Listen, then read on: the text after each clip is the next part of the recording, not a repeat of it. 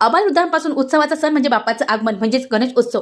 अगदी अख्ख्या देशामध्ये काही विदेशात सुद्धा गणेश उत्सवाची खूप धूम असते. असंच आपल्या घरामध्ये गणपती बाप्पाचं आगमन झालं आहे, पण आपल्या घरातच एखादी स्त्री गर्भवती आहे, मग गणपती बाप्पाचं विसर्जन करावं की नाही करावं, यात अनेकांना प्रश्न आहे. शास्त्र काय सांगतं आपण ते बघू. बघा मंडळी, मोठ्या मोठ्या मंडपामध्ये गणराया विराजमान होतात. घरगुती 1.5 ते 5 आणि गौरी गणपती सोबतच विसर्जन केले जातं. असंच मोठ्या गणेश मंडळासोबत असंख्य लोकांकडे बाप्पाचं विसर्जन अनंत चतुर्थी दिवशी होत असतं. असंच घरात जर कोणी गर्भवती महिला असेल तर गणपतीचं विसर्जन करावं की नाही, त्यासोबत अचानकच घरात कुणाचा मृत्यू झाला आणि सुतक सुरू असेल तर बाप्पाचं विसर्जन कसं करावं, अशी अनेक प्रश्न भक्तांना पडतात. गावांमध्ये अशी प्रथा आहे की घरात गर्भवती महिला असेल तर गणपतीचं विसर्जन करत नाही. ती मूर्ती घरात ठेवून पुढच्या वर्षी 2 गणेशाची पूजा करून मग एकत्र दोघांचं विसर्जन करतात. यासोबतच बरंच गैरसमज पाहायला मिळतात. पण शास्त्र काय सांगतं ते आपण जाणून घेऊ. पंचांगकर्ते ओंकार मोहन दाते यांनी सांगितलं आहे की ते म्हणतात गर्भवती महिलेचा आणि गणपतीचा काहीही संबंध नाही. घरामध्ये गर्भवती महिला असतानाही गणपतीचं विसर्जन करावे. अशा वेळेस विसर्जन न करण्याची प्रथा चुकीची आहे. ही प्राण प्रतिष्ठा करून बसवलेली मूर्ती उत्तर पूजा करून देवाऱ्यातून खाली